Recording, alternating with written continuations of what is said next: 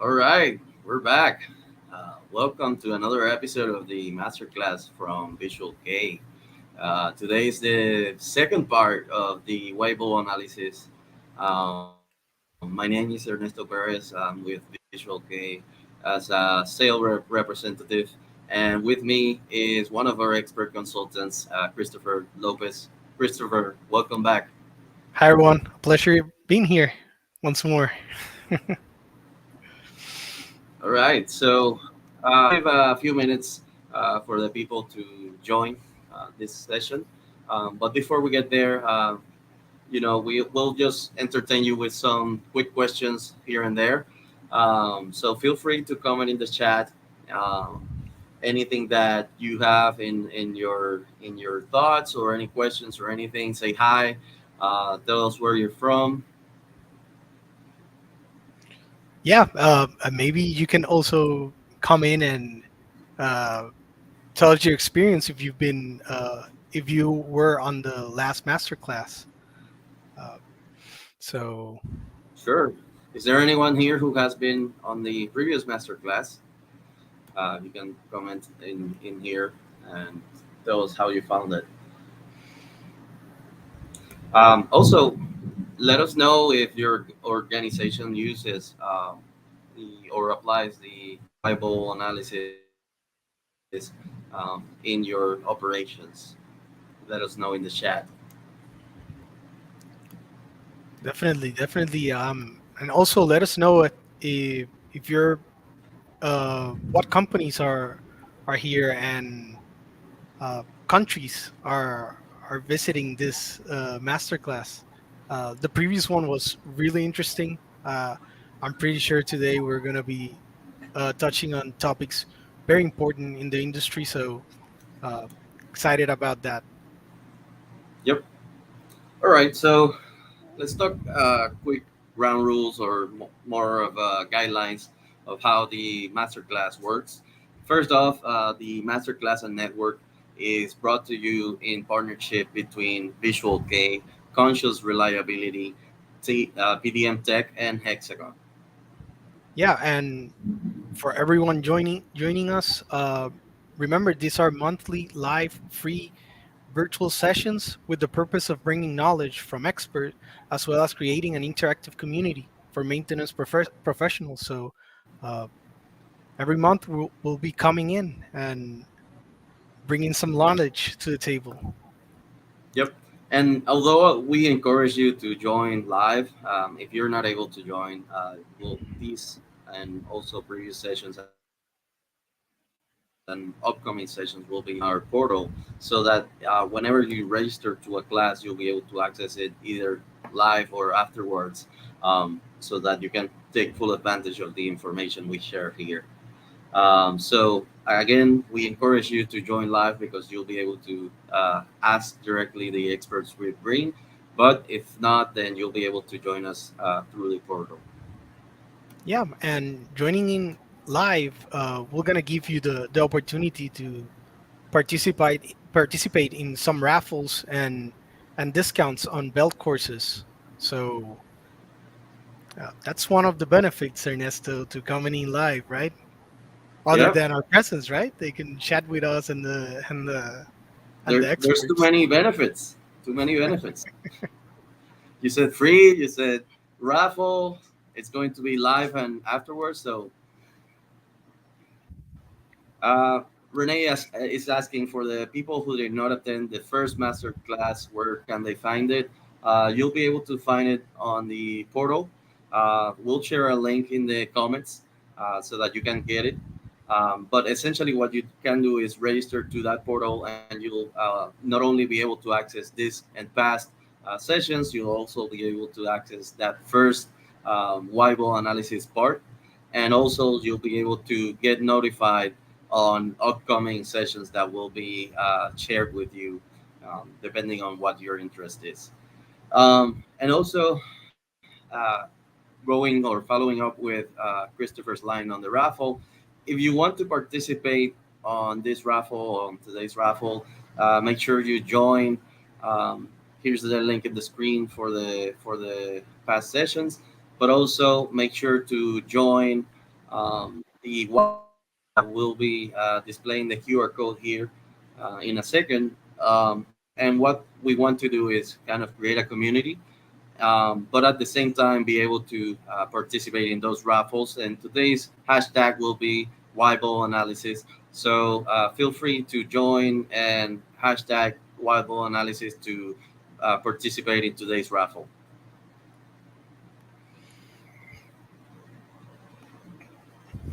All All right, right. beautiful, beautiful. Yes, sir. Without further ado, I would like to jump into the session. I think it's going to be a lot of information. So let's just jump in. Today's expert is going to be Jesus Sifonte. He's joined us in a bunch of previous sessions, and today is not going to be least important because of that.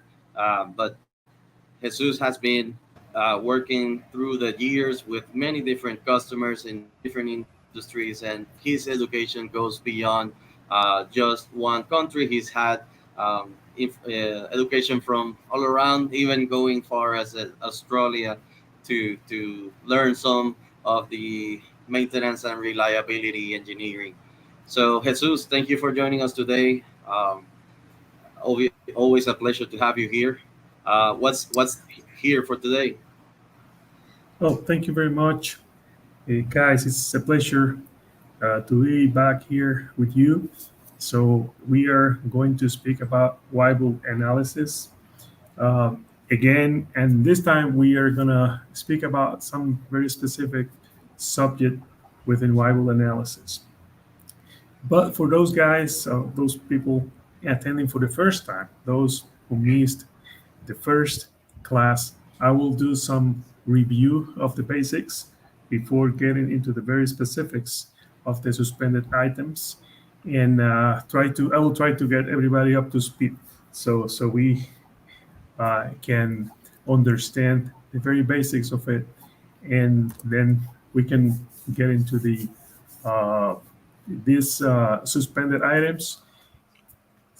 And before going there, I would like to review a couple of concepts, general reliability concepts, because there are many tools there that people can use under different circumstances, so such as asset criticality assessment, RCM, RCA, etc. So I'll give very uh, a briefing of those so you can understand what to use under certain circumstances. Then we'll speak about Weibull analysis fundamentals. So everybody catches up, can catch up, and then we will go further into the fine tuning with the suspended items. What is that, and how can we tackle suspended items with Weibull analysis?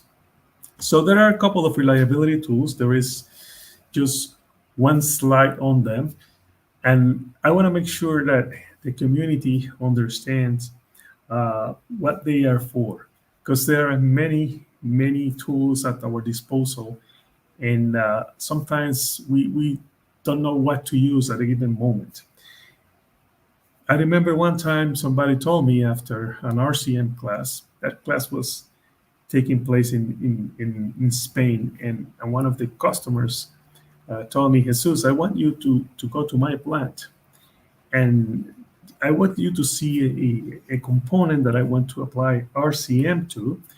And I said, okay, that's your town is a very nice town. It's very historic. So I would like to go there and also go to your plant and see what you got. When I got there, the guy was speaking to me about a valve. He was having a terrible problem with a valve, stopping production, and but it was a very small one. And he told me, "Can you make an RCM analysis to this valve?" So I solved the problem. So, and I remember that the guy was very funny, and I took advantage of his mood, and told him, yes, you can certainly use a tank, a water tank, to kill a mosquito, but you're gonna cause you're gonna kill many other things. So, in other words, there are tools for specific needs that we have. And RCM is very strategic, and we will use to create strategies. And what the guy needed at that moment was a root cause analysis to pinpoint a specific problem. So I would like to go briefly on this over these methodologies here. ACA, that is asset criticality assessment. That's what we do to determine how critical our assets are so we can prioritize management of them throughout the life cycle of them. So that is a very strategic uh, tool that we use at the very beginning of the asset life cycle.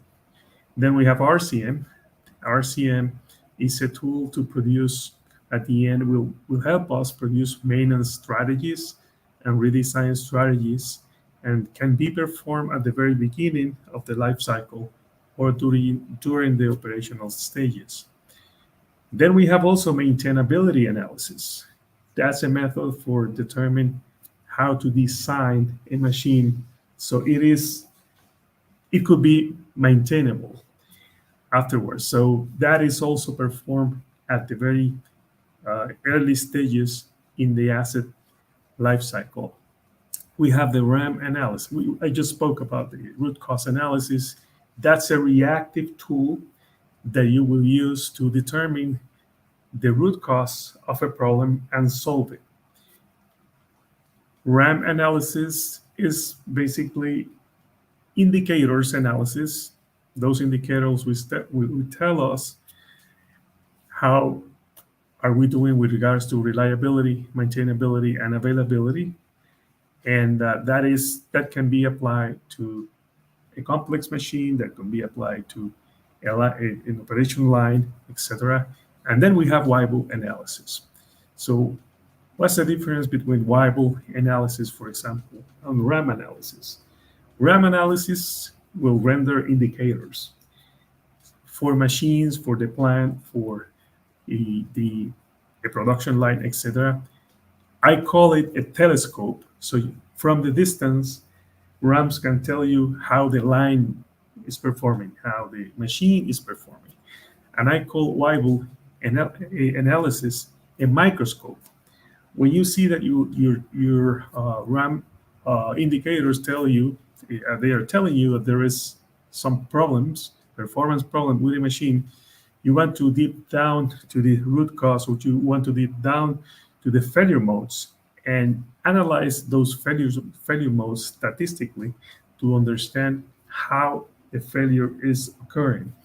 And by how, I mean the patterns, the failure patterns. Are those failures happening in a wear out fashion, or are they rather premature or even random? So Weibull will let us know how failures are occurring, and we analyze the actual failures of your machines, where we have to classify those failures into failure modes.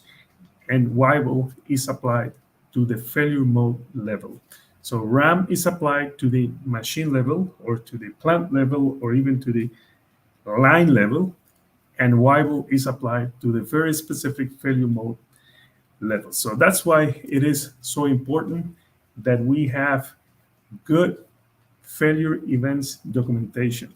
You guys that work for a company that deals with CMMS and deals with data, you know, you agree with me how important it is to classify that data, so we have a good history, a good work order history, so we can make analysis afterwards and improve plant operations. So here in the RCMR process, I will review the process with you. That is the process. The RCMR process has 4 sub-processes. And the first one is just about data integrity and asset criticality assessment. That's where we ensure that we get good data to analyze, and we understand the criticality of our assets. because these analysis, RCM analysis and others, are intended for highly critical assets. Then we have the semicircle, the fuchsia semicircle. There we do the RCM analysis according to the international standard SAE JA 1011. And here there is another part of the whole process, the sub process called fine tuning. And what we do there is that we use work order data and we use also RAM data in order to understand how the assets are actually performing and also how these failures are occurring. And here in step 8 is where we use the Weibull analysis and apply it to very specific failure modes. So if we are doing an RCM analysis, which is an analysis to determine a maintenance strategy, and we come across data, actual data, we can analyze such data. And for the Weibull analysis, the raw material for it is failure data stemming from our work order system. So that's why everything is connected. So guys, you guys deal with CMMS, you deal with data day in and day out, and you will agree with me that one of the most uh, difficult hurdles that we see is customers not having good data to analyze. Is that right, guys? I'm gonna jump in, Jesus. I've been encountering that with some clients that, and yes, data is a little hard to come by, to analyze, and having the right data. I guess that's the main uh, area there, because you can have a lot of work orders, uh, but maybe a story cannot be unfold in all of that information. You can imagine, Christopher, that you go to the doctor and the doctor asks you, Christopher, what's going on? What do you feel? And you don't know. You don't know what to tell the doctor. And you tell the doctor, you are the expert. Tell me, how do I feel? Then that's exactly what we experience when a customer call us in to see a problem and wants us to give them a solution, but we have no data to analyze. So that's exactly the same thing. You know, guys, that Ernesto, I admire a lot those doctors that deal with newborns because they don't speak, and they have to interpret, all of the uh, of the emotion, the feelings, what the crying, etc., to figure out what the newborn has, what kind of illness it feels. So I admire them a lot. But here in engineering, we need data. We need the better data we have, the better solutions and recommendations we can give to our customers. Yeah, you cannot diagnose without a lab test either, right? Okay, let's speak about Weibull Fundamentals so my colleagues that missed our first class can just get up to speed. So, and it was a while ago. Maybe we forgot, some of us forgot what we spoke about, so we can refresh. So, what is Weibull analysis good for? It is good for forecasting and predicting failures, provided we have a failure history. And with that failure history, we put together a model, and that model would guide us to do predictions. We can also do evaluation of corrective actions, evaluation of new designs based on failure history, improving of maintenance planning, spare part forecasting, etc. There are many applications. There are several applications which Weibull analysis is good for. So what we intend to do when we apply Weibull analysis is to understand the actual failure pattern specific failure mode has upon failing. So let's here. This is a kind of a summary of the study made in the 60s by Stanley and Newland. These are the guys inventing RCM in the 60s. And by that time, before that time, everybody thought that components in motion fail by the pattern we have here with B pattern. That is the famous bathtub curve. And what we have here in these graphs is a plot of age versus uh, failure rate.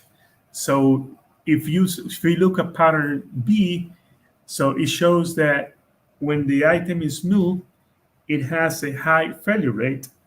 Then it will decrease a bit, and for some time in that green area, you will have a flat failure rate that is constant failure rate. We call that the useful life. Then we have a wear out pattern that's coming with age. But they discovered that only 4% of all of the failures experienced by the planes, the parts in motion within a plane, fail at that. And you know what is B? B is exactly the model that is used for preventative maintenance. So that means that planes in those times use pattern B to put together a maintenance plan. And they were off the target by 96% of the time, because 96% of the time a failure occurred didn't show that pattern, and they were prescribing the wrong task because the failure was different. So when they analyzed hundreds of failures statistically, they came up with these 6 predominant patterns and they grouped them in 2 major classes. The ones in the left are the age-related failures, and the ones in the right are the non-age-related failures. To their surprise, the vast majority of failure occurred randomly, meaning that PM was not good for them. Then they changed the way they applied maintenance according to the failure pattern of the components, and they were able to improve the maintenance effectiveness in their industry. I spoke about RCM also in this forum, and I don't want to. I get very excited when I speak about RCM. You know that, guys. But there are RCM, prompted many other good things in the industry. For example, the usage of condition monitoring. So, and less use of preventive maintenance, because the majority of the failures don't occur by age. So what we want to do with RCM is with the Weibull analysis is let's pinpoint what is the right failure pattern for our component, because this is applied to the component level, to the failure mode level, and let's then apply maintenance accordingly. That is, for example, Ernesto, if you have a failure that occurs with pattern E, that failure is completely random. You see that the flatness here, so across the whole life of that component, it fails randomly. So there is no reason to apply PM, which is time-based, for something that can fail at any time. And I can give you an example of that. For example, your car windshield and windows and glasses, they fail randomly. There is no PM for replacing them. That it makes no sense to replace those components by time, because they fail randomly. In the same fashion, by the same token, there are many components inside our machines that fail randomly, but we don't know, and we apply PM to them. And what we do when we apply PM to them, we are prompting failures. We are prompting premature failures. So it's very important for us in maintenance and in reliability to understand how my machine is failing, how my components are failing. I was invited once, it's maybe like 10 years ago, to speak at a conference in Houston, Texas. And the title of my conference was, We Need to Learn Machine Language. And everybody thought that I was going to speak about computer engineering, about software, about programming. And I started speaking about machine language, and machine language is learn how your machine failed. Your machine is telling you, learn how to interpret what the machine is telling to you about the way it is failing. So if I fail randomly, don't prescribe me preventive maintenance. Okay? If I fail prematurely, like pattern F, don't do any maintenance. There is a problem with the machine. There is a design problem. We have to fix that design situation. Then we speak about maintenance. There are during the startup, there are issues. There are installation issues with the machine, with the component. And I ask this question to many people in my classes. I tell them, which is the toughest day of the week in a production plant? Is it Monday? Is it Wednesday? Or is it Friday? And people say Monday. Why? What happened during the weekend? Maintenance happened during the weekend. And why Mondays are tougher than Fridays? It is not because we did maintenance. It's a coincidence, right? Yeah, right. It's a coincidence. So the reason is that we maybe didn't do the right maintenance that we needed to do. And we are prompting failures, premature failures, when we applied it. So Weibull tackles that, tells us, okay, this specific component is failing randomly, and this one is failing by wear out, and this is failing prematurely. There is no problem with random failures. Sometimes it has to do with the nature of the component.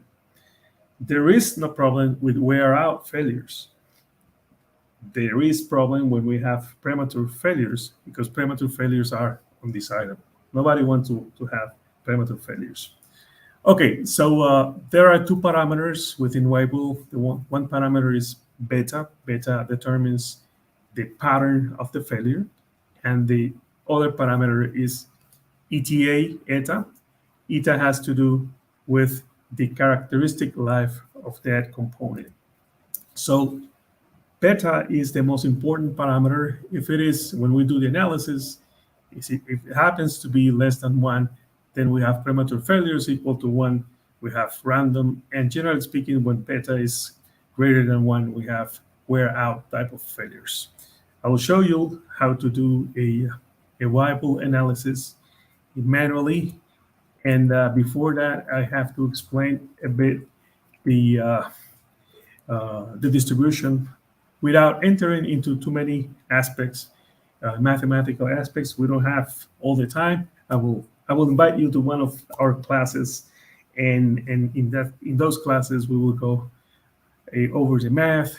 There are guys that like math a lot, and they like derivatives. They like to do all of the very tough math operations. For those guys, yeah, we have some exercises for you to amuse yourself with them. And for the more practical guys, so we try to avoid getting into the harsh, the very difficult math. But so we have exercises for everybody. So what are we going to do here is we're going to create failure probability charts, and we are with failure data, and we will interpret them. So we will be able to determine RT is the reliability at any time, and FT is the probability of failure. So just by inspection of that graph, we'll be able to determine the reliability level and also the probability of failure. We will be able to determine also the predominant pattern of that component failure, so we understand how it fails and we can prescribe the right uh, maintenance to it. So we will confirm then the proper selection of maintenance, and we can also even calculate some frequencies of the task. So this is the math part of it. So Weibull has a couple of different ways of presenting the distribution. So we have, for example, the reliability function, equation 1110.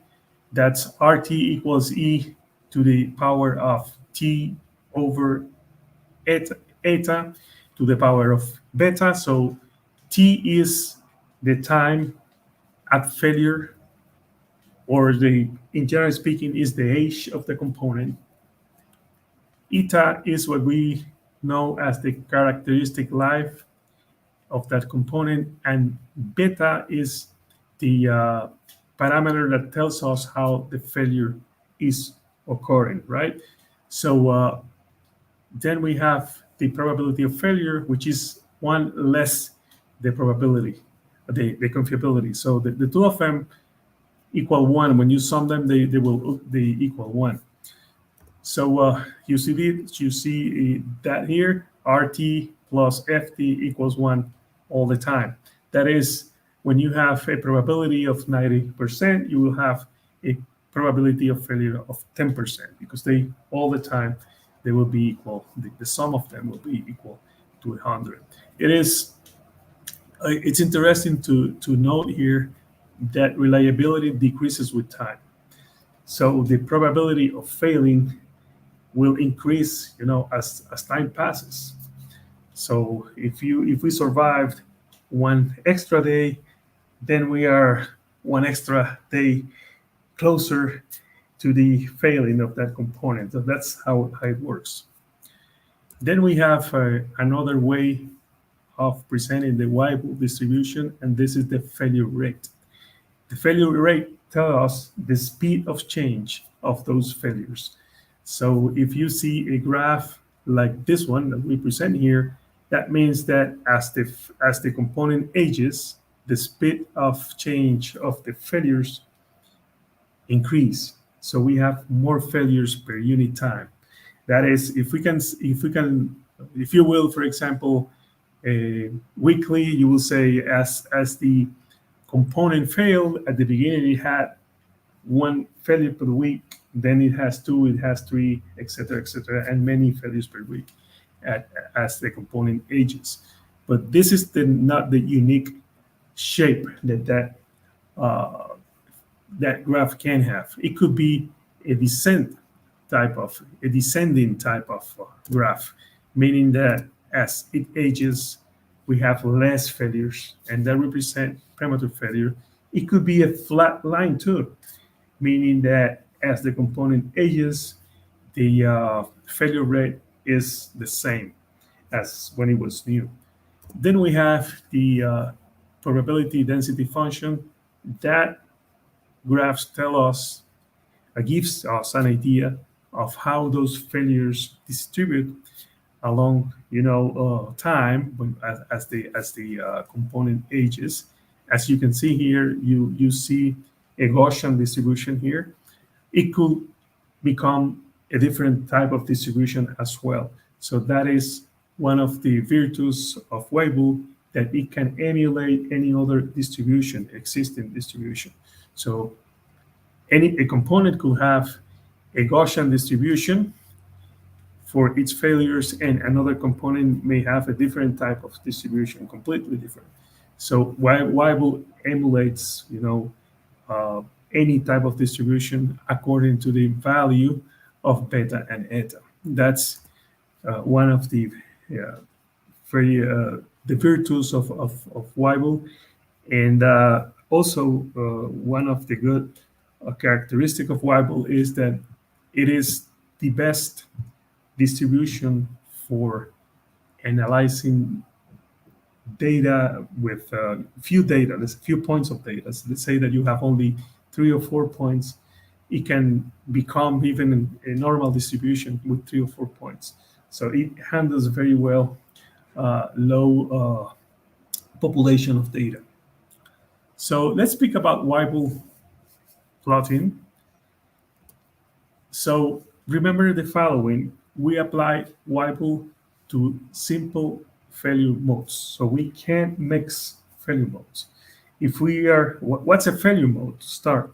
A failure mode is a failure event pertaining to a component, to a very specific component that prompts a functional failure.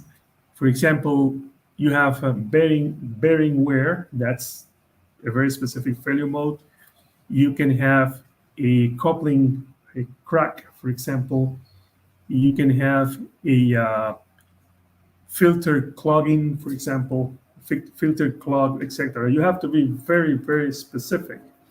And you can have, for example, a motor winding uh, burnt, for example, etc. It has to be very, very specific. Okay. Also, we need to understand to know the age of the component at failure. How many hours of operations, how many days of operation, etc. And age could be in hours, or if we are talking vehicles, it could be in kilometers or miles, etc. If we are talking parts that are whose age is measured in cycles, we can also use cycles. You can use slots, for example, etc. So, but we need to be certain that we are dealing with a single failure mode and that the age of the component is very well estimated. Otherwise, data won't, be very well represented in a way.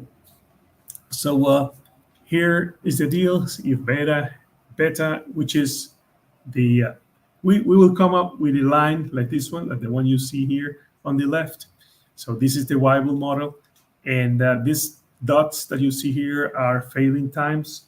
So when we do the graph, we will have a straight line, and we will look at the characteristics of that straight line. For example, the inclination or the slope of that line represents beta. So the steepest the inclination, the more wear out, more wear out is present in that component. So failures have the tendency of being of wear out when we have a steep inclination. So if that inclination or slope equals 1, so my failures are random. If it is less than 1, then we have premature failures. Okay, so let's review an example that we used in our last lesson quickly, so we get up to speed, and then we speak about suspended items, which is the next concept that we wanted to explain here in this class, or in this webinar. So let's suppose that we have a filter. In this system on the right, we have a pump, and in the suction line, it has a filter or it has a strainer. And that strainer has get clogged 3 times at different operating hours.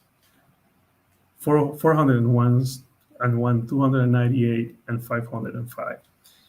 This is the exact sequence of the failures. So first we had a failure at 405, and the last failure was operated at 505 hours. Weibull doesn't work with calendar, so we need to order those failures by age. That's the first thing we do. Then we will determine beta, eta, the predominant failure pattern, and what will be L10 is what's the probability of failure. What's the age for a probability of failure of 10%? That is a kind of a very common design parameter. So this is the Weibull Piper. As you can see, the scales of both X and Y look like logarithmic, right? So this is an exponential type of distribution. So if we wanted to see a straight line, we need to apply logarithm scales for it to become a straight line. So the first thing we do is that we order data by age. Okay, we forget about calendar, we have to reorder by age. Now we have 298, 405, and 505 hours of operation at failure. Now we have this is these three numbers represent the x coordinate for the points that we are for the dots that we are going to plot. Now we need the y coordinates. How do we determine the y coordinates? We use what is called the Bernard equation. We use the median ranks, and they equal I minus 0.3 divided by n plus 0.4. We multiply that by 100. Okay, what is I? I is the order in which these points appear. So you see here that I is 1, 2, and 3. That's the actual order of the points when we reorder them by age. Point 3 is just constant. N is the population size, the size of the population. Here we have 3 failures, so N is going to be equal to 3. When we resolve this for each of the points, then we get the coordinates, the y coordinates. And what we do now is that we plot 294, 98, and 21%. And then you will see that plot here. So we plot, you see these three axes here. They are the points that are plotted already. So we have here the 298 with the 21% here. The 401, you have it with 50% here, and so forth. So all the data points that we have, we will plot them on the graph, and now we draw a straight line. That straight line is the Weibull model that we have for them. So, and what can we do with that straight line?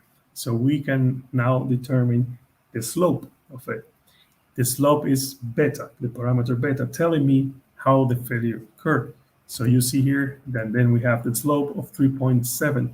That means that you have 3.7 times y versus x, right? So you have a travel of 3.7 points, inches, whatever measure you're using for every inch in the x axis. So that is a very steep slope, telling me that that failure occurs by age, that is a wear out type of failure.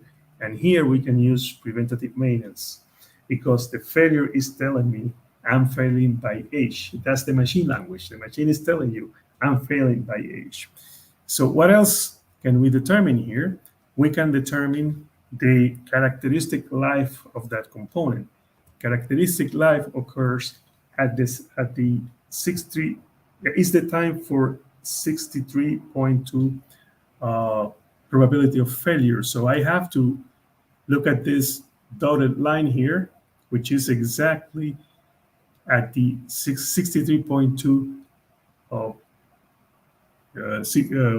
location here, and the intercept between this model line with the horizontal line will give me the characteristic life. What I do is I locate that point here of intersection, then I project here a vertical line and point it to the scale, to the x scale, and see that we have a characteristic life of 445 days, for example.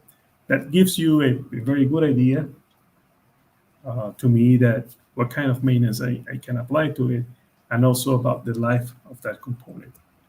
So this is what we did in our last class.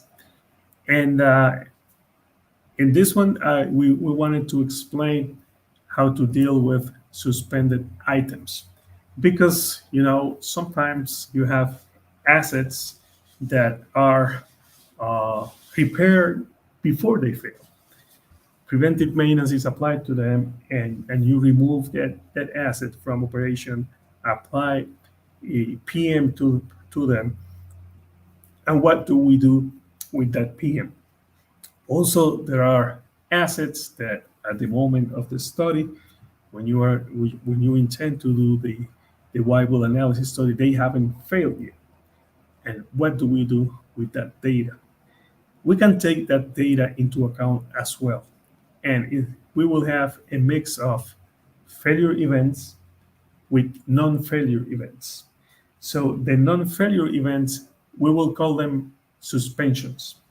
Okay, if an asset was repaired preventatively, we will take into account that event as a suspension. If an asset is still working when we perform the analysis and haven't failed, we will take that age that the asset has as of today as a suspension, and we'll include it into the analysis in the analysis. Okay, remember that what we plot here is time versus probability of failure, and we use the median rank to do so. So I will go back here for you to remember that we will use that median rank I less 0.3 then n plus divided by n plus 0.4. This is the median rank equation. It's called also the Bernard's equation, what we use. Okay, we will modify a bit when we use suspensions. Okay, we will make a little tweak to it so we can accommodate for the suspensions. Okay, now I remember that before I was the order of the event, of the failure event. Now I will have to adjust it, adjust the I by this equation. So we list all of the events, of all of the failure events, both suspensions and failures, and we will list them by order or order also of age, and we will apply this I. The only thing is that I will apply only to the failure events. So if we have 3 failure events and 2 suspensions, my graph will still have 3 points, not 5.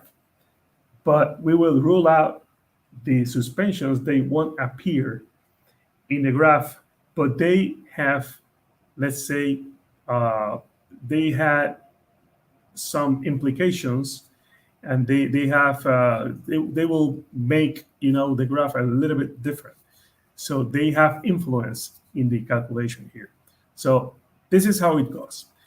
So IA is the adjusted ranking or the adjusted I. It equals n plus 1. N now is the total numbers of events, not just the failures. So we include the suspensions. Then we will do this less the previous adjusted value or the previous adjusted failure. So if we have let's say a list of failures, and when we do the first one, since we hadn't adjusted anyone before, for that one this value will be 0. But for the next one, then we will use the previous adjusted rank value. IO is the inverted order of the events. Then we will add 1 to it, and we will add also the previous adjusted rank. So there is kind of a mess here of variables here and adjusting things. I will explain it to you with an example so you can grasp it, so you can understand it. Okay, so let's suppose that we have 4 events and one of them is a suspension. So we have a component that the same filter that we had, let's say that it failed 3 times, but we replace it preventatively once at 450 hours of operation. How do we deal with that? Okay, so we need to just make a list of the events. We have to reverse the order. The IO is the reverse order, and now we calculate. So we need to calculate the IAs for the three failure events. There is a trick that I will show you and will let you know. If we don't have suspensions, if our first event is not a suspension, we will, let's say that we will keep the same order as long as we don't have suspensions. So failures will keep the same original order until there is the first suspension. So for the two previous events, failure events, we still have order one and order two. If you solve this mathematically, you will see that it will give you one and two as the result. So then we have a third event, which is not a failure, it is a suspension. We won't plot it, so we will skip the IA calculations and we go to the fourth event. Okay, so the IA of that event will be N, which is, let me see if I can write here. So N is 4, right? I will write a 4 here. Plus 1 is 5. Then we have to subtract the previous adjusted rank, which is this one. This one is the previous adjusted. So we will subtract 2 here. IO is the inverted order. Now that order is 1. So we will just put 1 here, plus 1. Then we have to, whatever result we have from here, we have to add the previous adjusted rank, which is 2 here. This is going to come at 2 here. And if you guys solve this equation for me, if you solve that problem for me, I'm pretty sure that you will get a 3.5. Okay? The reason for that is because I have done this exercise a couple of thousand times already, maybe. So let's say a couple of hundred, so you don't say that I'm really exaggerating things here. So yeah, we use it in every class. So let's then, now we have to go and solve the median rank with the adjusted I, and we apply then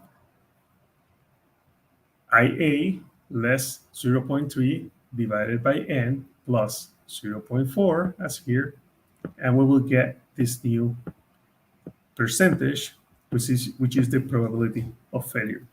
So if we compare this is the same exercise, but with a suspension. So I will go back for you to see. Let me erase all of these marks. So if we go back, look here that we have now 298 and 16%, 401 and 39%. So these are the same values that we are going to, the X values are going to be the same, but the Y values have changed. So now we have 16, and we before had 21. See, we had 21, 50, and 79 before, and now we have 16, 39, and 73. So the Y axis, the coordinates have changed, and that will also change here my graph. So when I plot, so you'll see here those plots done. You have the straight line. Let's see how the parameters changed. We're supposed to have a different beta and a different eta, right? Let's see. If I ask you guys with me here, so what do you think? Will we have a major change in the slope, or will we have a bigger change in eta, which is the characteristic life? What do you think? Where will we see the major change? In the characteristic life or in the way it fails, in the failure pattern? We have the same data here, just we added a suspension. What are your thoughts? You're giving me hard And questions. I would hard think question, the right? yeah, I would think the Ada, but might be wrong. So let's have that question open, to the audience. If there is somebody that knows about Weibull analysis, so let me know, what do you think? If we have suspensions, will we have a major change in beta, which is the failure pattern? Will the failure pattern change? We had before an acute wear out. Will we have a different type of failure pattern now? Or we are rather having a greater or smaller characteristic life? What are your thoughts? Guys, let me know if somebody answers. Sure. Okay, without further delay. Ta-da-ta-ta. So we have here the answer for you. Beta changed just a bit, but 3.7 and 3.9 in Weibull analysis means the same thing. We have in an acute wear, a wear out. So this component, we applied PM to it, but we are not changing. We are not changing the way it fails. So we still have an acute wear out pattern. But what happens with timing? Timing changes when we have suspensions, because we are taking into account events, other events, and they will tend to change. Let's see now how is eta. We had 445, now we have 490.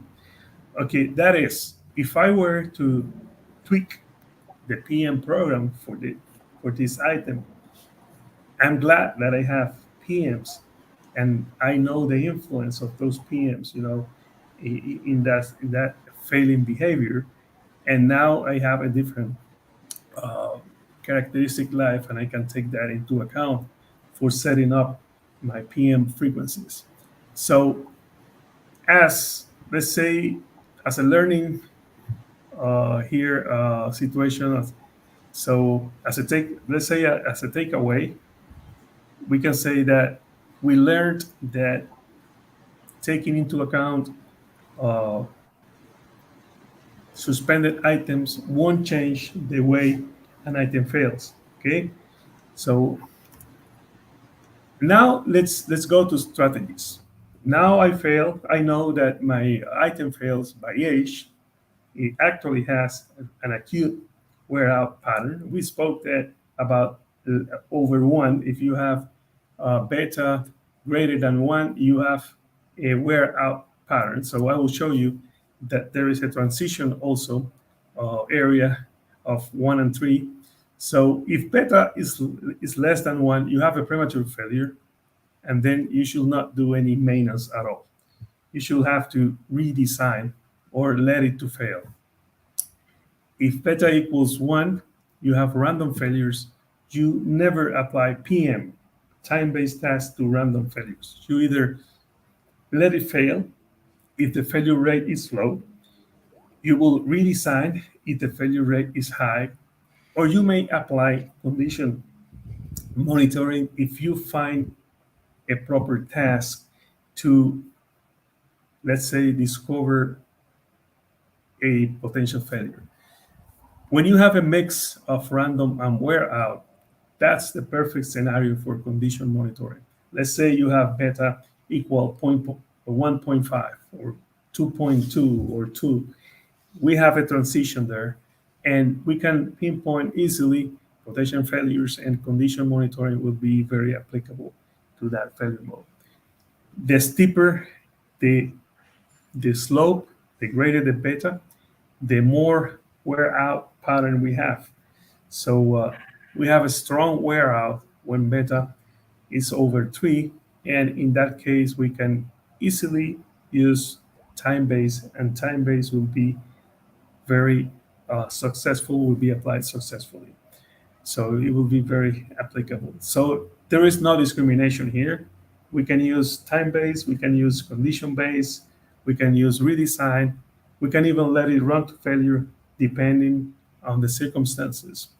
So remember, one of the things to remember is for components in motion, uh, most failures occur randomly. So we may, or randomly in combination with wear out. That's why we apply a lot of condition monitoring to those components. And if you had components that you can identify that they fail in a very strong wear out fashion, you can apply time based to that. Time based will be a more effective approach to that. So now it's time to then uh, rebuild our maintenance plans, tweak them, change them, optimize them according to the inherent reliability features of your components. Let's say the beta value of them. So we have now another tool. But in order to apply Weibull analysis, we need to have failure data and good failure data, you know, to the failure mode level. So we have to drill down to the failure mode level. As a summary, we spoke about some tools that we have at our disposals and what are them good for, and just to let us pinpoint the one we need for a given moment. We review the fundamentals of Weibull analysis as we discussed it in our last class when we explained what suspended who suspended items or assets are, and spoke how to tackle them with Weibull analysis and how to recommend specific maintenance strategies according to the Weibull analysis result. I think that the mission is accomplished.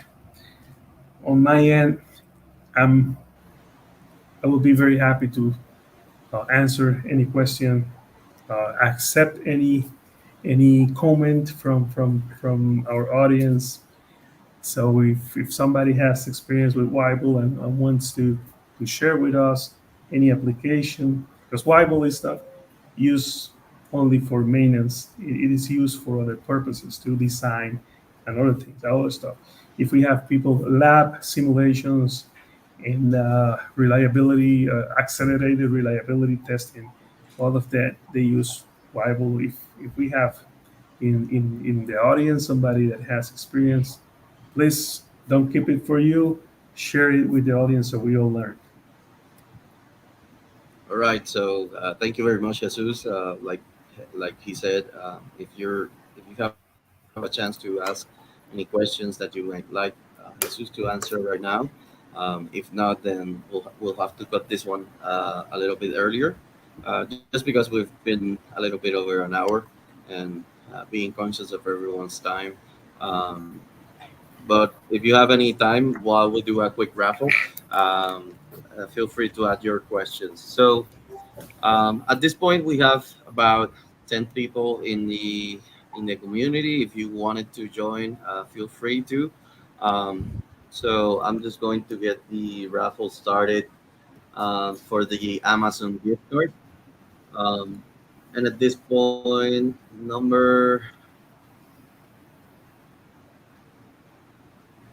nine. Number nine is the winner for the Amazon gift card.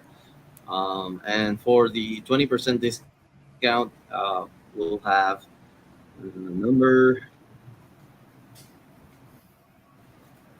So this is for the 20% discount on any build course from Conscious Reliability. And this one is going to be number six.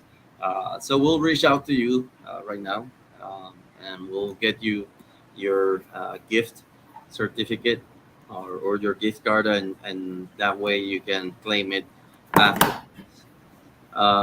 Jesus, thank you very much for the productive session. I It's my believe there are pleasure. no questions so far. Like I said, we'll try and cut it right now just to keep it on a little bit, just over an hour. But thank you very much for this session. And again, you can see this and all previous sessions on the YouTube channel, and you'll be able to see all the information from past sessions, upcoming sessions, and anything like that if you subscribe to that channel. So, as always, thank you very much for your time. Jesus, Christopher, thank you for joining, and we'll see you next time. Bye, everyone. Good one. Thank you. Bye.